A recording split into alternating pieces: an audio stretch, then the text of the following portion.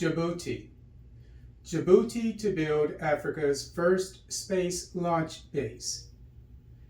In early January 2023, Djibouti President Ismail Omar Guelleh announced on Twitter that his government, in partnership with Hong Kong Aerospace Technology and Touchroad International Holdings Group, planned to build Africa's first spaceport to launch rockets and satellites in the Obak region of his country.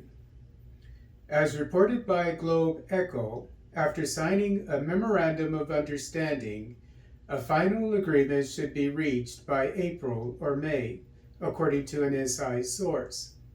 According to Quartz, quote, the $1 billion space launch base project will also involve the construction of a port facility, a power grid, and a highway to ensure the reliable transportation of aerospace materials, unquote.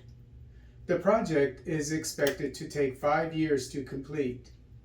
The government will provide at least 10 square kilometers for the launch base, while the Djibouti government plans to take full ownership of the site in 30 to 35 years. As per Globe Echo, according to the research firm Space in Africa, the African space and satellite industry is worth more than $19.6 billion and is expected to grow to $22 billion by 2025. According to SHKM Government Medical College, space expert of the African Union, Tidiane Ouattara, maintains that, quote, the African continent is the best location for the space industry because about 15 countries are located on or in the immediate vicinity of the equator, the ideal location to take off rockets, unquote. Even beyond the launch, Africa is in the middle of the world in terms of tracking satellites and even reception of their signals and their surveillance. It is the continent best placed. As observed by Globe Echo, African nations are finally able to enter the space industry because the required investment in the industry has dropped drastically recently, which is why the private sector has entered the industry of late.